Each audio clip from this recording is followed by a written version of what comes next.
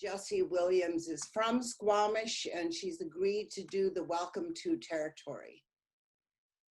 Over to you, Jessie. Thank you so much. Hatswile, Jessie Williams, Queens na. Na Anchaflas Wahomish Ohomeo. Good day. My name is Jessie Williams. I'm a member of the Squamish Nation and of mixed European descent. I am here to continue the work of my elders who have taught me to be a connector. What this means to me in this very moment here with each of you is that I honor the opportunity to open this virtual circle. I respect, welcome each of you who come from many different backgrounds, experiences, perspectives, knowledge, and understanding. Before we begin, consider surfacing the teaching that guides you to do the meaningful work that you do, and what it was that inspired you to join this circle, this conversation on interrupting the Academy today. In order for decolonization and indigenization work to be done mindfully and effectively, we must create and participate in safe and brave spaces such as this together. So I hold my hand up to Dorothy and those who helped her make this event possible today. I also hold my hands up to the knowledge sharers, the Indigenous scholars who are here to share their experience in decolonizing and indigenizing their courses and teaching processes and how that has enhanced Indigenous ways of teaching and learning. Kayachtan, I welcome you, family, friends, colleagues, honored guests, to the unceded Coast Salish territories of the Coquitlam, Musqueam, Squamish, and Tsleil-Waututh Nation. May this webinar, this knowledge sharing, this storytelling be heard with an open heart and an open mind. Chin Wanelks Tomiyap, I respect you all. Thank you, Jessie. That's great. And I would like to just introduce Robert and Christine, if you could turn your camera on for a moment, if you're there. If you can both just wave. Christine and Robert have been working behind the scenes just to help me out with the technical end of things in terms of all the registration and all the things that we need to do to have this happen today. So I just want to give thanks to the two of them for the work that they've been doing for us. And I'll go on just to introduce Shirley, Hardman, Justin Wilson, and Shelly Johnson. And I'm sure that you must have all read their bios by now, and you will learn more about them as they give their presentations. And one thing that Shirley didn't put in her bio is that she is a PhD candidate right now at UFV. So that's something that I wanted to just bring to your attention. And you're all aware of the different works that these individuals have done and have helped to facilitate these discussions on many different levels. So I would like to just talk about the formatting of today and how we are going to be conducting this session. You know that it's being recorded. It is being recorded as we speak. And at the very end, Robert will save the chat. So just to forewarn everyone, I don't know whether you all know this, but even when you have private conversations in chat, the hosts still get to see those private conversations. So just be aware of that. And because this is such a large group, we've decided, I had a pre-meeting with Shirley, Shelly, and Justin before this, and we decided not to have breakout rooms, that it would just be too cumbersome to try to manage close to 300 people. So what we will do is that the three presenters will each take 15 minutes to do their presentations. Shirley and Justin will do theirs orally, and Shelley will have a PowerPoint to support while she's doing her speaking. And so after those 15-minute presentations are done, that will take us probably then to about 50 minutes in. And then we'll take a 5-minute break and come back to the large group.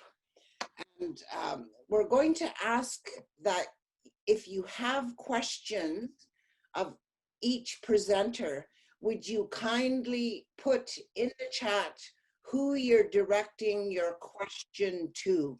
So that will make it easier for Robert to facilitate with me in being able to address the questions that are coming in.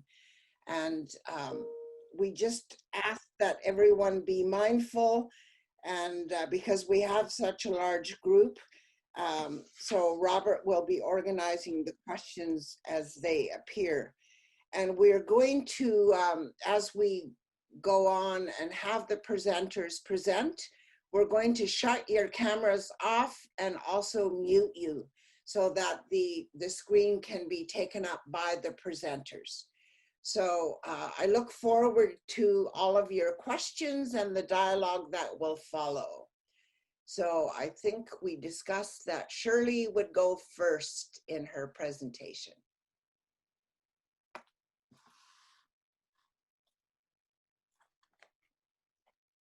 Oh, you need to unmute yourself, Shirley.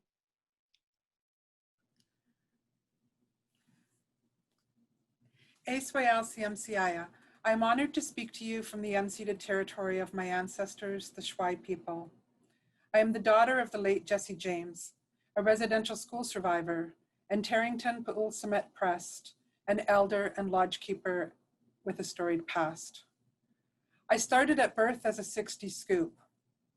Today, I am a Stalo grandmother, educator, and academic. My studies, my work, and my roots have allowed me to embrace a deeper, more critical understanding of the historical role of education in the oppression and dispossession of our Aboriginal communities. I have been strengthened by the acts of resistance and resurgence found in the ongoing calls for educational change. These calls have within them the insistence that education at all levels reflect and include Indigenous knowledge and worldviews. They demonstrate the commitment of our nations as our elders, leaders, and educators partner and work together with institutions to make the long overdue changes. I am a senior advisor on Indigenous affairs at the university that is located just a 10-minute drive from my home on our reserve. This proximity allows me to live and participate fully in Sathtumuk and the Hachas Iwis of my culture.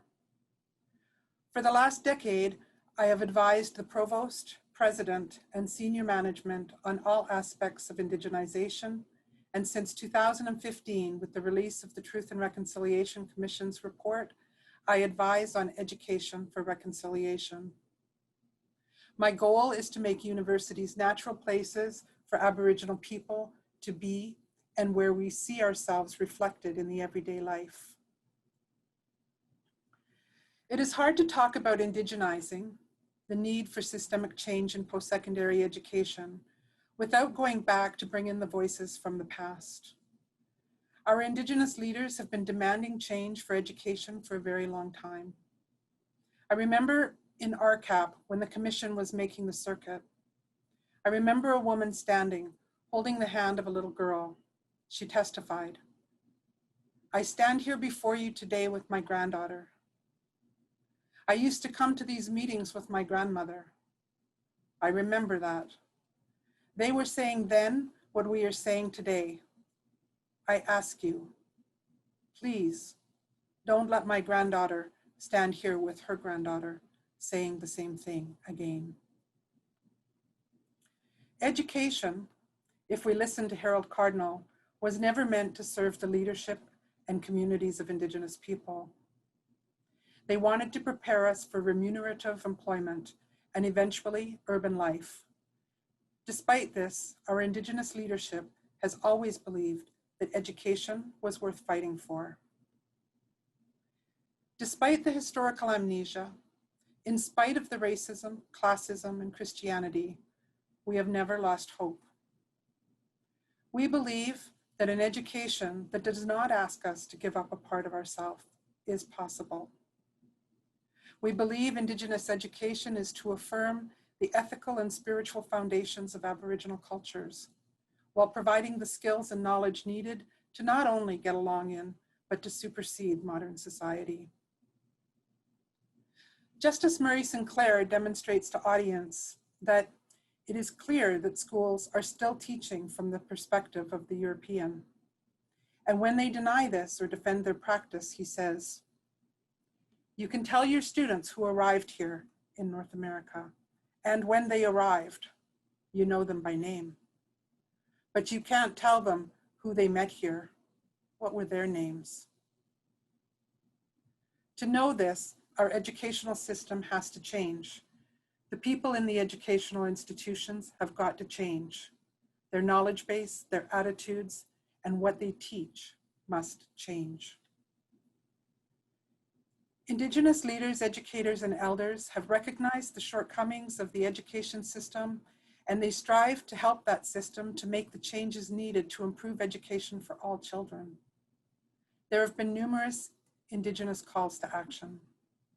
Indian control of Indian education, the Assembly of First Nations Tradition and Education, the Royal Commission on Aboriginal Peoples, the United Nations Declaration on the Rights of Indigenous People, and the Truth and Reconciliation Commission, and the Assembly of First Nations control of First Nations education.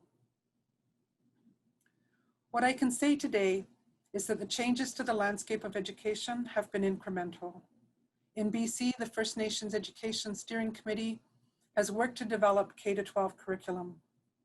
The important bit here for post-secondary education is that students will emerge from that other system with knowledge and insights about Indigenous peoples, our history, and our knowledges that post-secondary educators are not conversant with.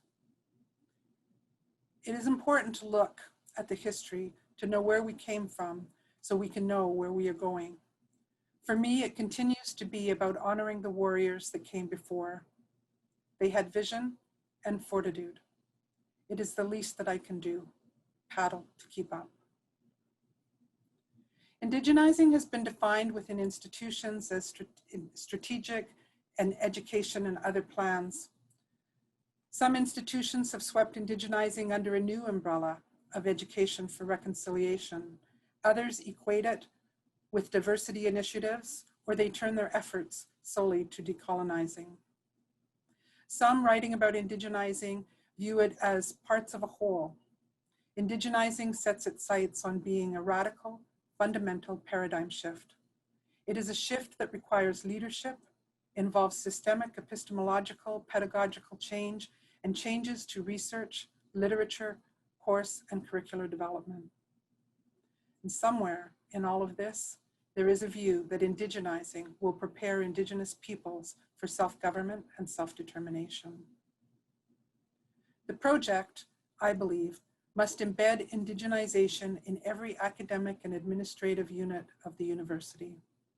Centering Indigenous knowledge and ways of knowing throughout our institutions, unlearning, relearning histories, and confronting colonial ideologies in our classrooms and in all of our educational practices, teaching with the tangible goal of improving relationships between non-Indigenous and Indigenous people in all aspects of this society, and ensuring every academic and administrative unit makes the requisite changes to the governance and structure of the institutions so as that it contributes to the well-being of all Indigenous peoples is what it means to indigenize. Centering Indigenous knowledge and ways of knowing, unlearning, relearning histories, and confronting colonial ideologies, improving relationships, and embedding Indigenization in every academic and administrative unit through the requisite changes to the governance and structure of the institutions emerge as integral parts of the conversation.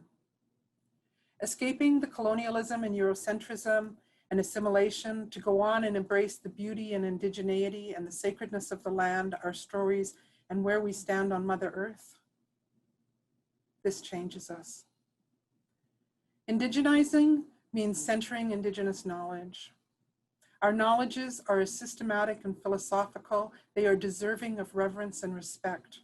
Our teachings come from an elevated level of analysis and discourse akin to a graduate school seminar, only more comprehensive and connected to a relationship with the land. Our knowledges are spiritual. The Academy needs to understand our ways of knowing. It will mean professors and administrators learning from Indigenous peoples. This is starkly different than learning about us. Indigenizing will contribute in meaningful ways to reconciliation, the improved relationships between non-Indigenous and Indigenous peoples. Our colonial history since Confederation has robbed Indigenous peoples of self-respect. Finding respect for ourselves and from others hinges on changing education. These cannot be rhetorical shifts. They are not aspirational. They are real and tangible. In the last few minutes that I have with you this afternoon, I want to turn my attention to Indigenizers. As a post-secondary educator, if you are not an Indigenizer, you are a colonizer. Keith Carlson, speaking at Huron College in 2015, explained that historical identities are not fixed. Identities are not inherent. They are built in relationships. If there are teachers, there are learners. Parents, there are children. Identities must be understood and situated within the push-pull factors of identity construction. We have been colonized. Educators, knowing or unwittingly, have participated fully in this agenda. They have been colonizers. The only push-pull is to indigenize. It is an, if you are not with us, you are against us kind of thinking. I say this because I have come to recognize it's true. I have worked in my university for 20 years as an indigenizer. I recognize what the literature makes clear. Universities, colleges, technical institutes, and trade schools are specifically geared to reproduce the imperial colonial structures, to teach a curriculum that perpetuates the myths and stereotypes that privileges one way of knowing while negating all others, and which work fervently to produce graduates that will venture out into the world, ill-equipped to build respectful, responsible relationships with the Indigenous people on whose land they work and reside. Colonialism has been insidious and pervasive, though there is a lot of denial, particularly in post-secondary education, among educators who do not want to see themselves as colonizers. Perhaps they have a picture in their mind of the caricaturized version of the privileged, wielding power and unsympathetic to the others, and so they can assuage any guilt that might creep in by knowing that that's not them. Or it could be more simply, as Tuck and Yang suggest, that directly and indirectly benefiting from the erasure and assimilation of Indigenous peoples is a difficult reality for settlers to accept. But denying our colonization and experiences has got to stop. Post-secondary institutes and the people working here need to understand imperialism, its causes and its effects, and then address the layers upon layers, and accept that they must unlearn the privilege that was never granted, only assumed. And then they must refuse to be silently complicit, perpetuating colonial logics. The Academy structurally excludes marginalized voices. It has been a place of epistemic violence and ignorance. For those of us working here, we are compelled to ask, are we just being a modern extension of colonialism and oppression? Eve Tuck and Wayne Yang, in their decolonial work, paint a picture for their readers acknowledging the invisibilized dynamics of settler colonialism, and they make clear that everyone is implicated in its processes. Key to embedding indigenization in every academic and administrative unit is to begin from the position that the changes needed will not be grafted onto the same hegemonic ontological foundation. Instead, we will disrupt these epistemological, ontological, axiological assumptions. The leadership, faculty, and all staff must work to create new spaces through structures, policies, practices, community theory, methodology, and research. Indigenizers are easily identifiable in the institution, either by their peers in their department or faculty, or by the Indigenous Affairs Office or the Indigenous faculty and staff in other departments. Indigenizers exhibit one or more of the following behaviors. They indigenize in meaningful ways the curriculum in their classrooms and/or indigenize their pedagogy. They attend and participate in supportive roles in the Indigenous gatherings on campus. They provide leadership in Indigenous initiatives in their department or area in the institution. Indigenizers are vocal and provide insights and contexts within the larger institution for indigenizing, and/or they voice their support and actions on indigenization in policy, governance, and the financial framework of the institution. Simultaneously, indigenizers internalize an important compass. They recognize the complexities and significance of Indigenous knowledge. They know the difference between appropriation and appreciation. They recognize tokenism. They know when to move over, and they know when to cede space. They know when to shh and say nothing, and they have learned to listen so they can listen to learn. Indigenizers, through their behaviors, question colonial constructs and the foundational assumptions in education and ensure that these are not found in their own work. The internal compass of indigenizers provides them a respect and reverence for their new knowledge. If you are not a colonizer, you are an indigenizer.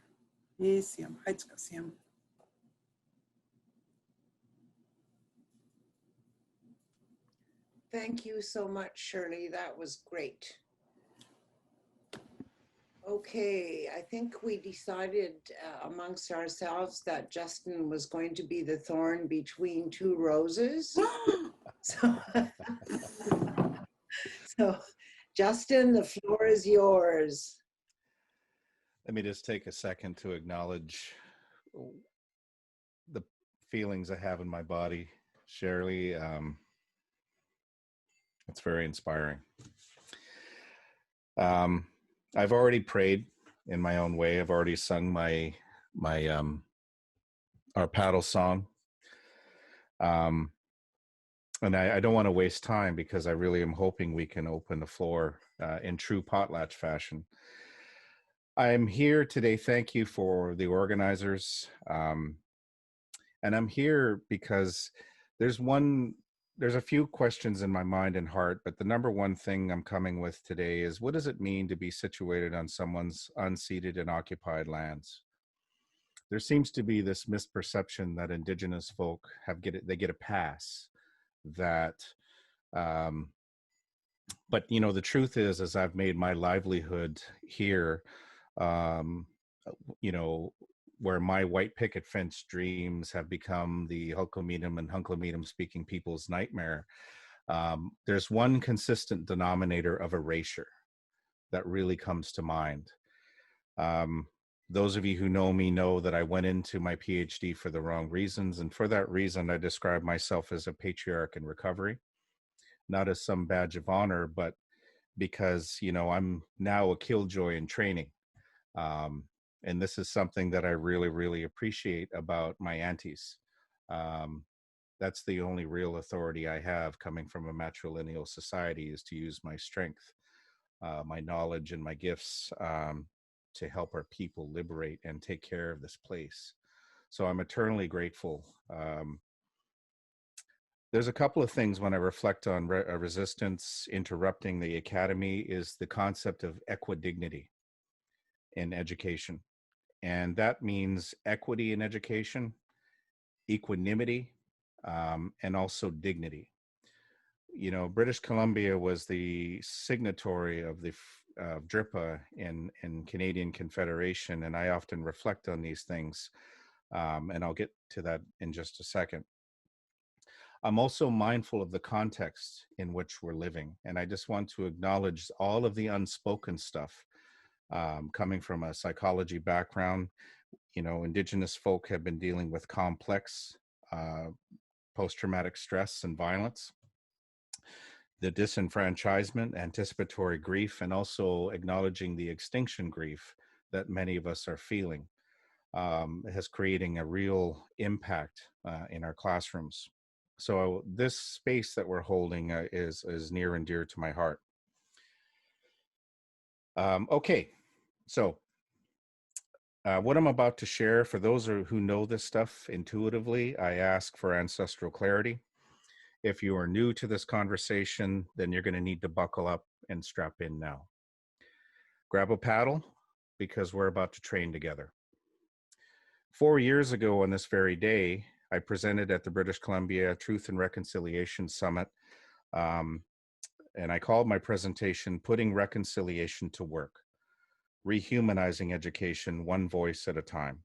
And that's my intention for today, is to inspire all of you to rehumanize your disciplines and your curriculum that enhances the cultural and spiritual integrity of all Indigenous folk in your cohorts, to humanize their dignity by disrupting the narration sickness of racial hierarchies and benevolent paternalism that has privileged some at a very, very significant cost to others.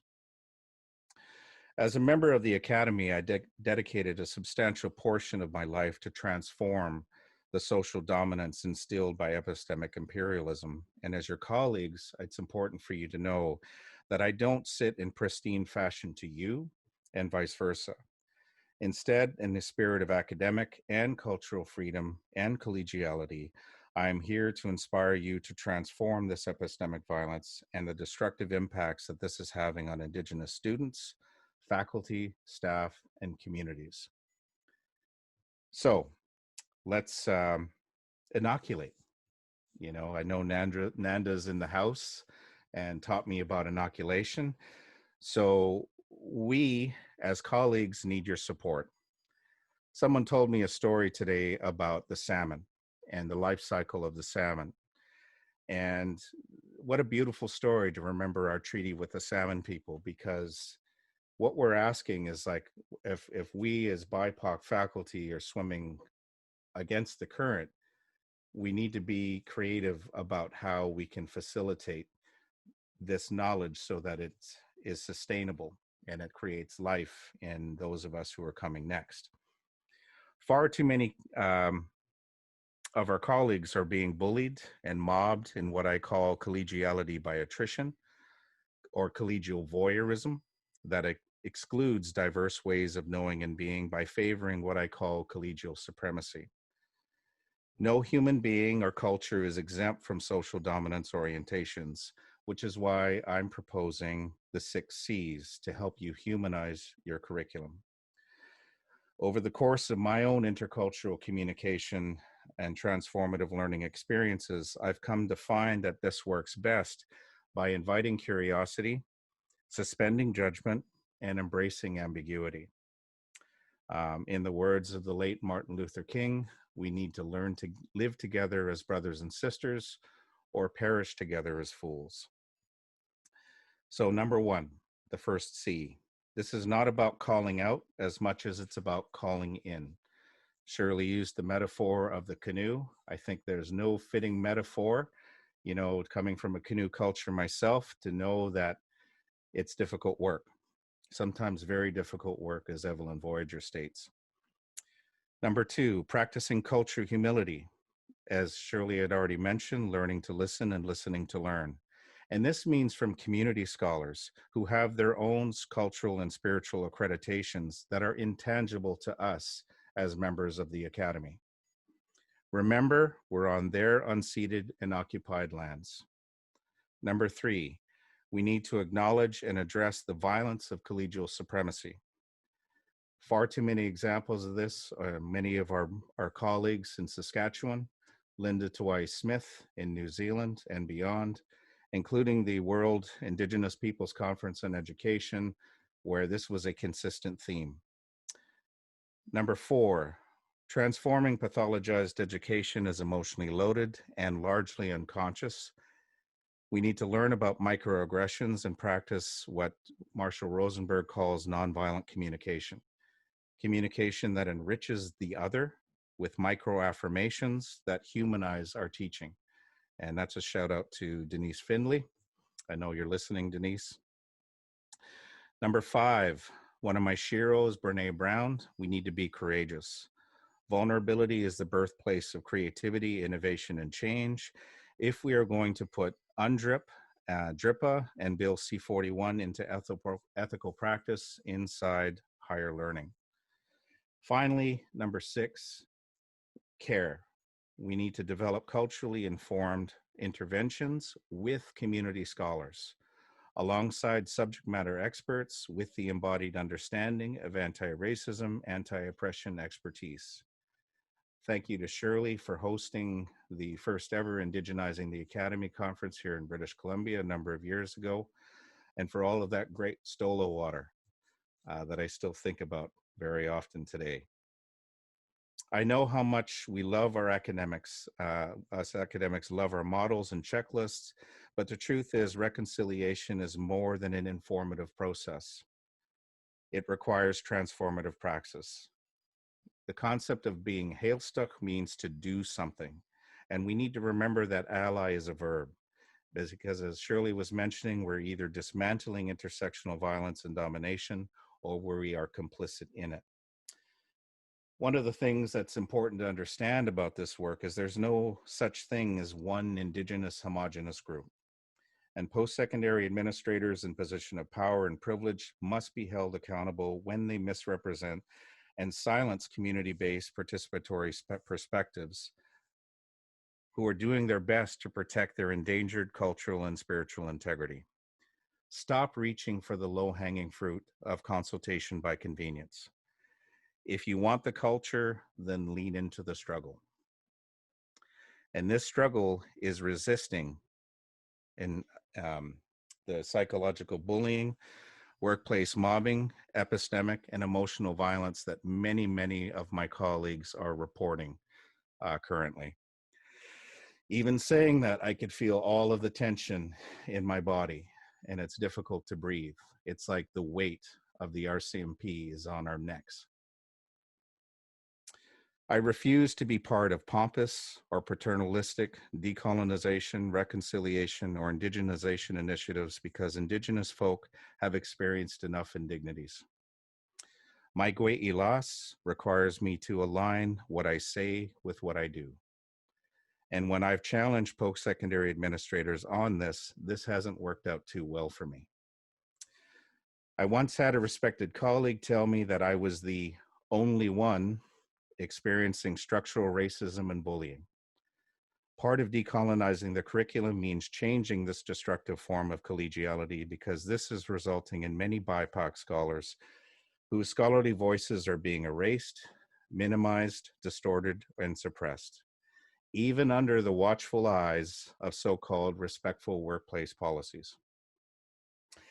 This is why I'm calling on the BC government to draft, in collaboration with community-based BIPOC staff and faculty, whistleblowing legislation to address workplace violence inside British Columbia post-secondary with the added goal of devising mandatory, culturally and spiritually informed anti-oppression training for employees with actual and delegated authority.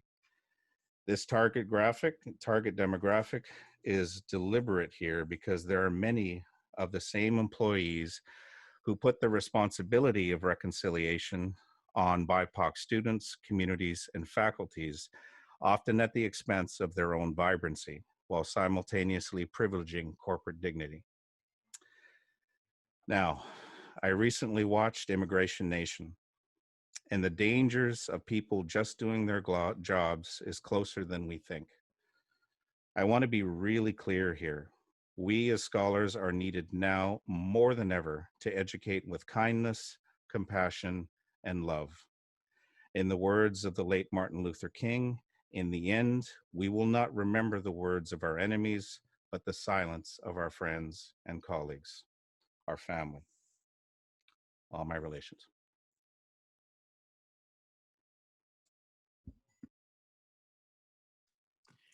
Thank you so much, Justin. You almost brought tears to my eyes. Thank you for your words. Okay, now we will move over to Shelley. And just to remind everyone, if you have questions of either Shirley or Justin, be sure to bring that to the attention in the chat room. So over to Shelly Johnson, Makwa.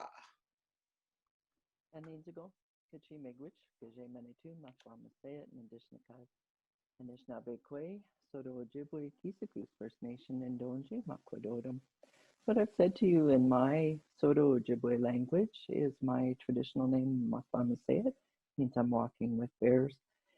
I'm speaking to you today from the unceded and occupied territory of Tk'emlúps to Secwepemc in the Secwepemc Ulu in central interior British Columbia.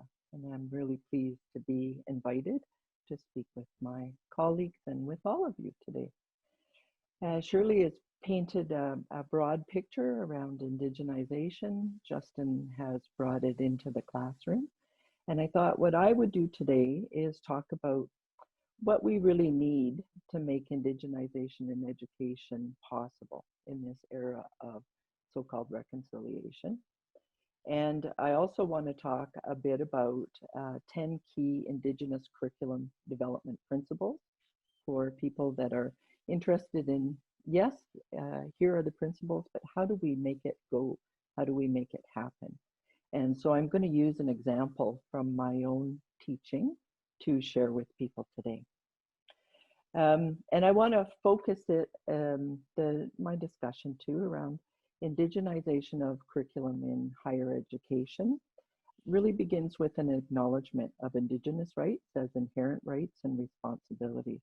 And we all know that these are enshrined in treaties, in the Canadian Constitution, in international agreements, and in many post-secondary strategic plans. When I think about the reports that have created waves in our communities, in our society, and I think about the final report of the National Inquiry into Missing and Murdered Indigenous Women in Canada, and their discussion about the need for redress and the responsibility of post-secondary institutions to further that through our curriculum and the way that we teach and the way that we come to have relationships. And those relationships are so important because, as we all know, Indigenous profs across this country and post-secondary institutions only make up about, well, less than 2%. And so there is no way that we can expect all Indigenous people to perform this work. There are 98% of our colleagues that we require support and with and from. And so I'm going to speak to that. For me, the indigenization of education, there's really 5 questions that I feel we all need to ask one another and ask of ourselves when we're developing curriculum in post-secondary. And the first is, what do we need to make this possible? What kind of resources do we need? And who needs to be involved in the development of that curriculum? We need to be really clear about what their roles and responsibilities are. Where and when does curriculum development happen? And finally, how do you actually do it? So I'm going to focus on that a bit. Like I said, with the Murdered and Missing Indigenous Women's Inquiry, and with the TRC, and with COUT, and with UNDRIP, there's always an expectation that there is a need for redress. And more than that, there's a commitment to take proactive measures that aim at restoring, renewing, and regenerating our Indigenous practices, our languages, and our knowledge. And to do that in a post-secondary institution, where for years education has been used as a weapon against many of our ancestors and family members, it's a difficult premise to begin from. And that trust, build that trust. How do we do that? There was a discussion that I had with Shirley quite some time ago. And she said, there are many paths towards reconciliation. And we need to acknowledge that for some of us in post-secondary, it's like pouring the foundation after the house is built. And to find our way and to make those spaces in post-secondary for us and for the people coming behind us. So the first course that I'm going to talk about is the development of a master's level course that was called Indigenous Research Methodologies, Protocols, and Practices. And this was important to me when I came to Thompson Rivers University 3 years ago. I came as an associate prof and a Canada Research Chair in Indigenizing higher education. The dean that I report to, her name is Irene, and she is a Samoan woman that's here from New Zealand. And she said to me, well, Shelley, you know, you need to teach one course a year. Which one do you want to teach? And I said, I want to teach the Indigenous Research Methodologies course. And she said, that's great. We don't have that course. And I said, well, I'll develop it, but it's going to cost money to do it properly. And if we don't have the money, you need to tell me that right up front. And she said, oh no, she said, I'll find the money to support it. So I came here expecting that, you know, there was going to be a hard no at the end of my ask. Instead, there's been zero pushback and 100% support across my department. So how do we do that? I know that I think I know a little bit about developing curriculum, but I also know that I work with a lot of people that are much smarter and have a lot of ideas and practice experience. And so the very first thing that I did was I prayed about what I needed to do, and I asked for guidance. And the piece that really came to me was to invite people around the table to make it a safe place and to ask those questions that would make a really good course for students. And so I reached out to about 10 Indigenous profs, elders that work at my institution, and asked if they would come and help. And they were people that came from nursing, Lisa Burke-Bearskin, from education, Gloria Ramirez, our language teacher at the time, June Kelly, people from law, people from administration, people from tourism, sociology, social work, right across the board. And we agreed to come together. And I told them, you know, here is an opportunity to develop a course in a way that makes sense to us, that's based in this territory. I'm going to ask you to please help me to do this in a good way. So I want you to think about research courses that you've taken in the past or research courses that you've taught in the past. What worked? What didn't work? What did you really like about it? What would you think we could do here? And then, like a good social worker, I was quiet and I listened. We had a talking circle around the table, and people contributed, you know, what their ideas were, and it was a really inspiring meeting. There were 3 like that. Yet what they also told me was, you know, you need to ask people in community, because lots of times our courses have not been respectful, have not included knowledge holders, have not included people from the local territory. And so you need to go meet with 3 different communities at the very least. And so I did that. I met with people from 3 on-reserve communities, and I said exactly what the people had told me. You know, has there been a course that's been very helpful to you? Has there been a course that you've been invited to develop from the ground up? What did that look like? What are your ideas, and what could be accomplished with such a course that would be helpful for people in your community? And then I listened. The thing is, when you ask people what to do and they tell you, then you just have to follow through with exactly what was said in the way that it was said. So in those meetings, what I came to understand was that language is really important no matter what course you're teaching. And so they said, each of your classes has to begin with a half-hour Secwepemctsín language lesson. And you'll invite a Secwepemctsín teacher to teach the students, and that is the person that will do the final evaluation with the students at the end of the course. They said your course has to begin on the land, and it has to be guided by Secwepem elders, because it's their territory that you're on. And so for those courses, they began on to Kamloops, to Shakwetan in the pit house, and elders taught from that perspective to the students. They said you can hold 50% of your classes on campus, but you have to hold 50% in community, because the teachers that you're teaching and training will have relationships with people in the community that will long outlast these courses. And building that relationship is part of your responsibility, Shelley, to help students to know how to do that and to become acquainted with people in the community. He said, you know, we have a lot of profs that have taught a lot of different kind of research courses, have written quite a bit from a number of the departments across the campus. And so invite them in and ask them to do a half-hour teaching about a research methodology that they actually use in this territory with people that they're working with. And then, you know, you can pick up the threads of that and work with them and move on. But that introduction to different kinds of research methodologies that are actually used in practice is so important. In addition to readings. He said all of the assignments need to use our oral traditions and storytelling, so you will have no written papers.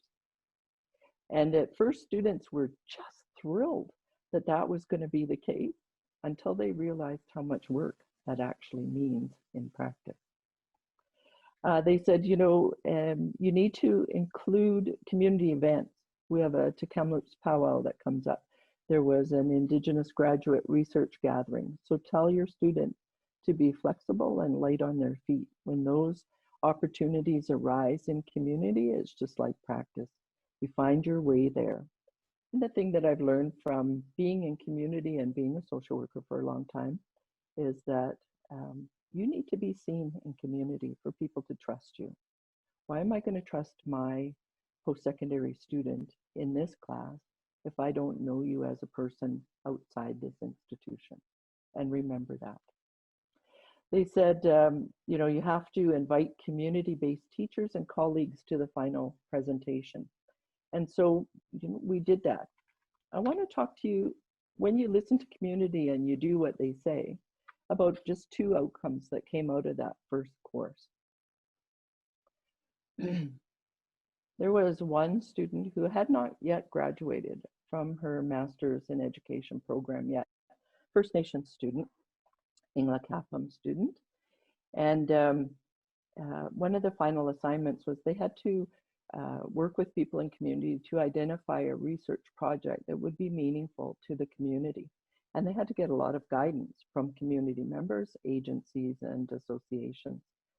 And what they were told, what this one group was told, was that there is no second stage housing for people coming out of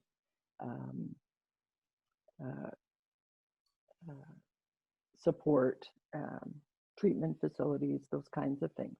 And so it meant people were turning around, going back out onto the street. So this group of students, one Indigenous, 4 non, worked with this group. When they did their presentation, it was so obvious the kind of care and nurturing from community with this group of students that there was a call out for a shirt grant up to $50,000 for a community-based research project. And so I sat with that group, told them what I'd seen, and encouraged them to apply with their community-based group. That group of 4 students received $50,000 before they even graduated from the master's program to implement what the community said was important and do it in the way that the community said needed to be done. That was the first time in my career I'd ever seen that. Another student coming out of that program decided to do a thesis about how indigenization was being accomplished in 3 on-reserve communities in Shakwetan. For his presentation, he invited all of the senior post-secondary people from his on-reserve school, and spoke to it. One of the people in the room was the most senior post-secondary individual from his territory, and so made a commitment at the presentation to implement his 8 recommendations in the school district. That was huge. There was another person there from Okanagan College who wanted to hire the individual on the spot to come and teach. This was before he even completed his master's degree. Our Indigenous students can be successful when they work with community to do things in a good way and in a way that makes sense to community and with community's involvement. That was the example that I wanted to share with you. I also wanted to talk about the 10 key Indigenous curriculum development principles with you. And I'm just going to quickly go through that. So you can develop your own. This is what ended up being developed with 2 sections of this course, this Indigenous Research Methodologies course. When we talked about developing curriculum and using Indigenous curriculum development principles, first thing that they said, you need sufficient resources and you need to intentionally aim to decolonize and indigenize and reframe curriculum development as one path towards reconciliation. And we need to acknowledge that there are many paths. You need to privilege Indigenous voices and invite people to tell their truths and stories about curriculum that they've developed, they've experienced, and that they dream about. And we need to make safe spaces for people to do that. The third one was to encourage Indigenous people to set curriculum agendas and make space to include contribution of non-Indigenous people. It was people in our law faculty and in the sociology department that were not Indigenous that came with some of the best ideas and contributions, and were able to say it in ways that helped other non-Indigenous people to hear that. You have to create a safe curriculum development space with the intention to empower Indigenous people. So they were welcome, and non-Indigenous people were welcome to contribute, but the leadership had to come from Indigenous people. Fifth, to be critical and liberationist, to incorporate on the land, water-based teaching and storytelling experiences, and to do it within local, provincial, national, and international contexts. And those were the contributions of the many people.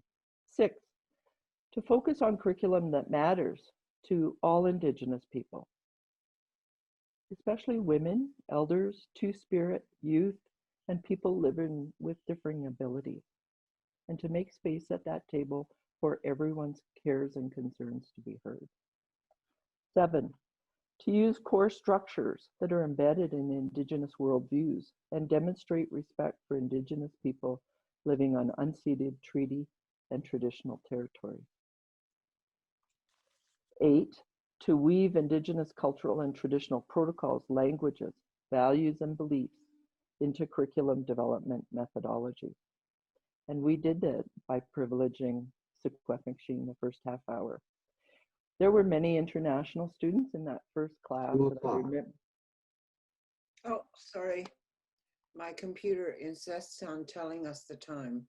Okay, I've got like 1 minute left. So the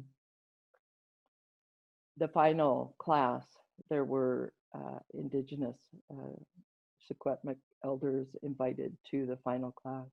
And the students went one by one in a circle to introduce themselves to the elders.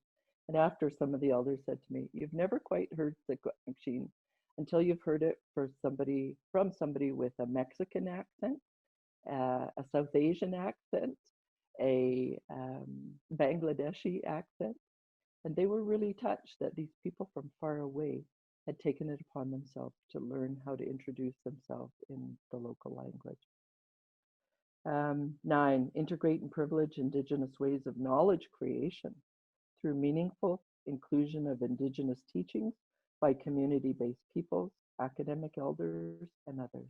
And again, that's that respectful making space for people from the communities to teach and guide our students. about things that are important to them and to do it in a way that's important to them. And 10 is always to remember that the goal for our curriculum is for transformation for all involved. Thank you for listening to me after you've listened to my colleagues, Justin and Shirley, and thank you for your time. Shelley, that was great. I'm going to have to re-listen to the recording to get all the details of that developing of a specific curriculum. Thank you all to all of the presenters for your words and your concepts and your processes for introducing us to different ways of looking at things within the academy. Okay, according to my computer clock, it is 2:02. So I'd like to take a 5-minute break right now. So back at 2:07, you all. Thank you.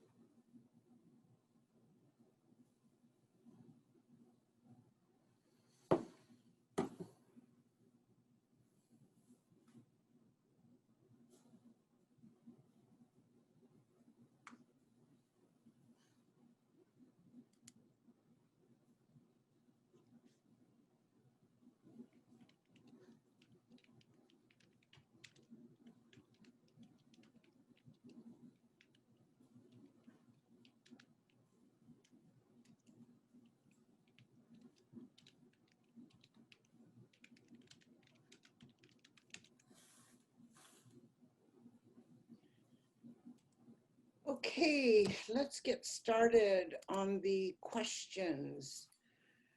I just had one forwarded to me from Ruth Lyle to everyone. She says, thank you all. I am interested in hearing more from all of you, if possible, about local Indigenous community relationships, lessons learned, perhaps a success story from Shirley or Justin, as I believe Shelley shared a success story.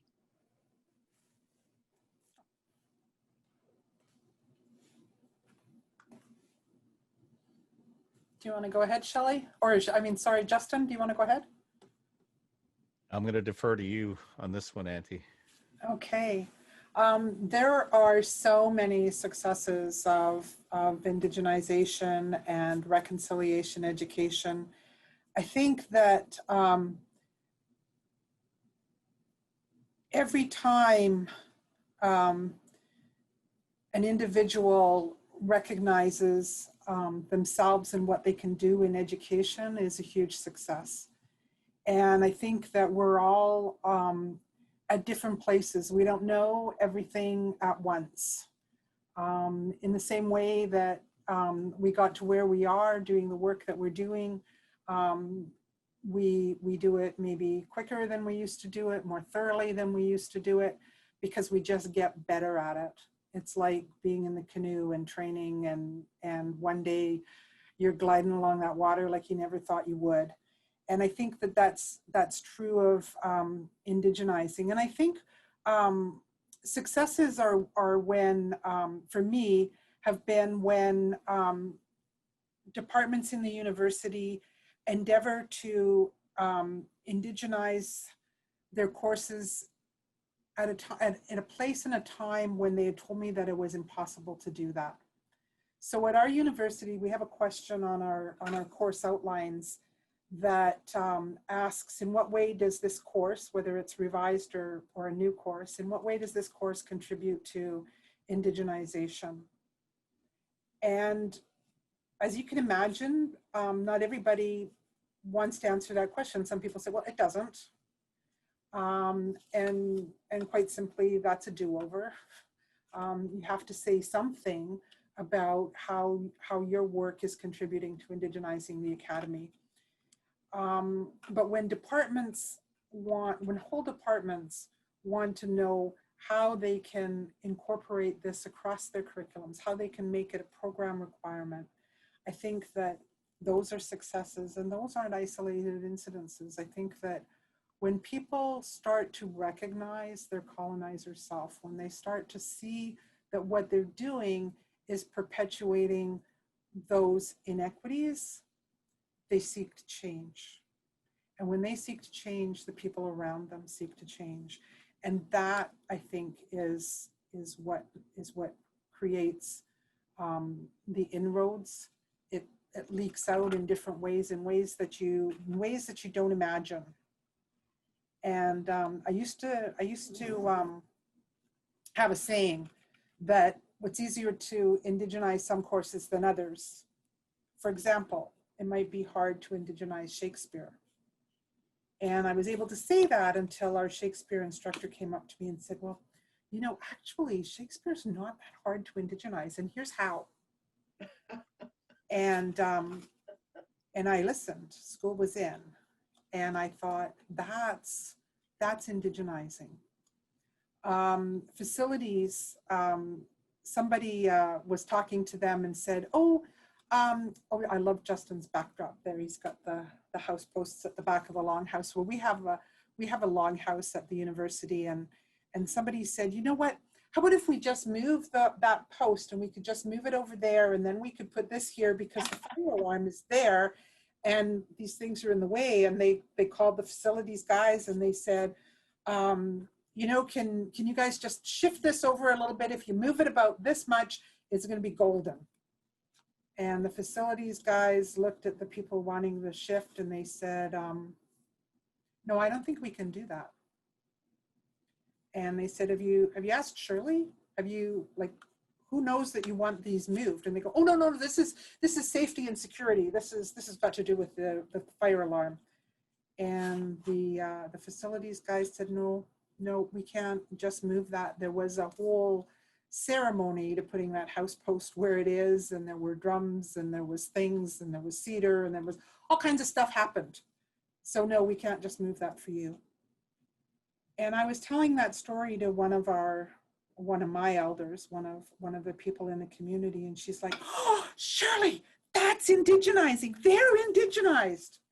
And I'm like, yeah, they are.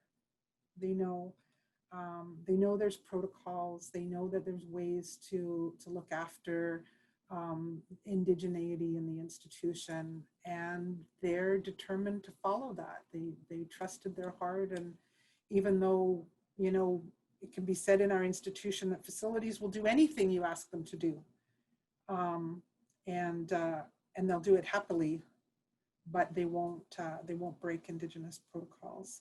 So that's one of my stories of success and happiness, and the departments taking on the full load and wanting to know how to indigenize from the doorway in to the doorway out. Asiam, thank you for your question. I've got a really quick story that you inspired me, Shirley. So what I'm about to share is something that I'm really proud of, and I won't give out any names, but one of the, and I know that I've got permission to share this because I've done a lot of great work. One of the former students that I had in one of my aspiring scholarly classes talked about, she just got her kids back after 10 years. And it was a real struggle because the agency she was working with didn't want to give her kids a homecoming ceremony unless she agreed to keep the file open. Now, I don't know if many of you are familiar. I certainly am not, but I do know that, you know, Indigenous folk are commodities. in many of these files, right? They make more money when they keep the file open. When I heard that, it broke my heart. And in my community development class, I decided that, you know what, the hell with this. We are going to have a homecoming ceremony as our experiential project for this class. And we all mobilized. One of the students was from Musqueam, and she asked her auntie to be part of the process. And I'll tell you what happened on that campus, which coincidentally was the same day that Langara had its, fire bombing issues. We were all there on the campus, and I flew in one of the elders from Alberta at my own cost, to facilitate a face painting ceremony. That was beautiful. The Musqueam matriarch gave every single one of her kids a drum, and the young woman's face I'll never forget, because in the beginning it was first thing in the morning was like, I don't want your pity. But at the end, you should have seen her smile. 10 years of those kids' life and care. We were so proud. Everyone made their best chai tea and samosas, and we brought in gifts and we celebrated. And that elder said to all of us in class, she said, Justin, this is the first time I've ever seen reconciliation put to work. And this is coming from one of the aunties. Now, I'm not going to mention any names, but later on, I was talking to an Indigenous manager who said, oh, that's not education. That's a ceremony. That love and kindness, generosity, that shit doesn't work here. I was so insulted that we talk about Snowaeth, and that's not my place to talk about Snowaeth at all. But this stuff right here, I can speak to this. This is our Gwe'ilas. These are our teachings. This is our definition of success. Not teaching people how to be better politicians and how to speak with a forked tongue. So the real challenge someone put in there is that this ties over and spills over into academics and administrators who are not being human. In my experience, it's always people like Shane Point, who every day came to our reconciliation, taught us about Snowaeth according to what he did. He did it on his own accord. So those relationships are just absolutely essential. And to this day, I know because I just talked to Jamie, love her to pieces. She's on a mission, and she's paying it forward. So when you have that level of community-based, it can be done. It tickles me. I get really excited about it.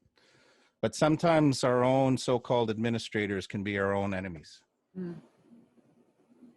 Thank you, Justin. And the next question, that actually was one of the first questions that came, and I'm just able to say it now. This is from Gwen MacArthur, and she's saying, Shirley and Justin, I respect the purity of your words of indigenization and work of indigenizers. There is acknowledgement that it is their responsibility to do the work with respect. However, this isn't ideal. What are your suggestions for indigenizers that are in conflict with one another? What if they themselves are viewed bullies and take a position of supremacy?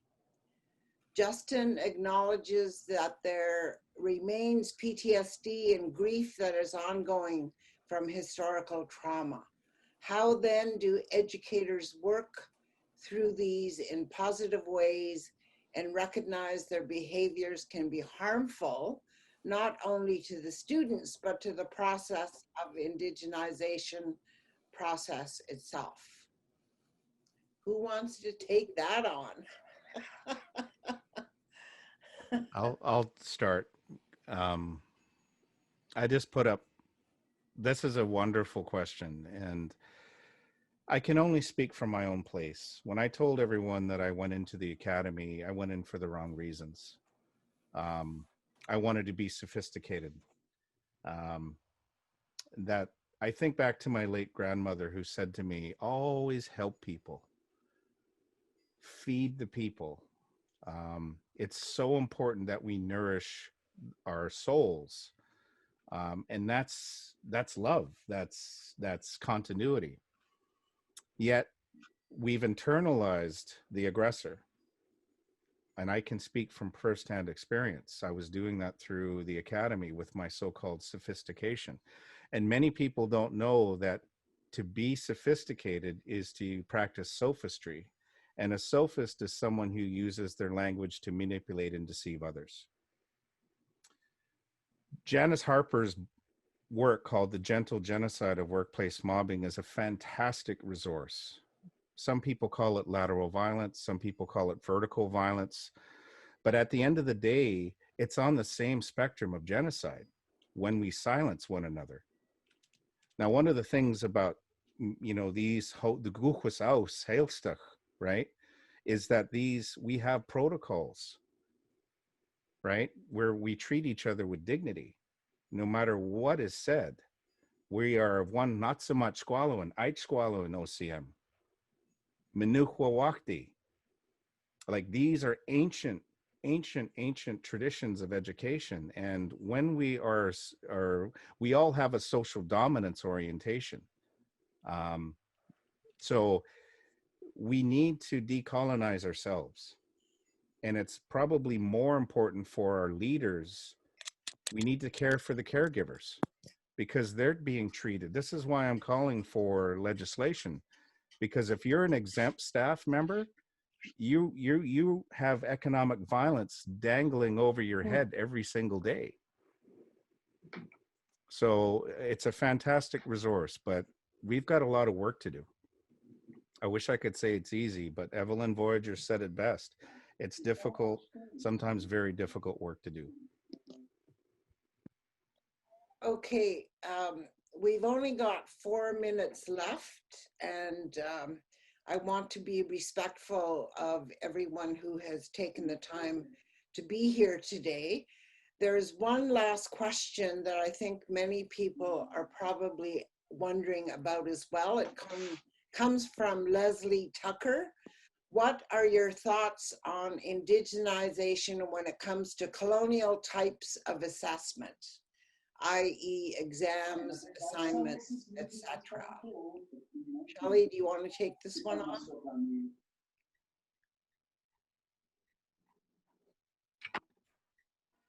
Yep. It was an issue that came to the table when we were developing the Indigenous Research Methodologies course, and asked people, so how are we going to evaluate? And maybe what I'll do, I'm just getting a lot of feedback. I think I'll just put my headphones. Can people hear that? Yeah, if you've got your mic, please mute yourself so Shelley can have the floor. Thank you. And so we had 3 big goals for the course, and we worked it backwards. And we sat at a table with the educators, and then I sat at another table with people in the community. And we said, if this is our goal, how will we know that we met it?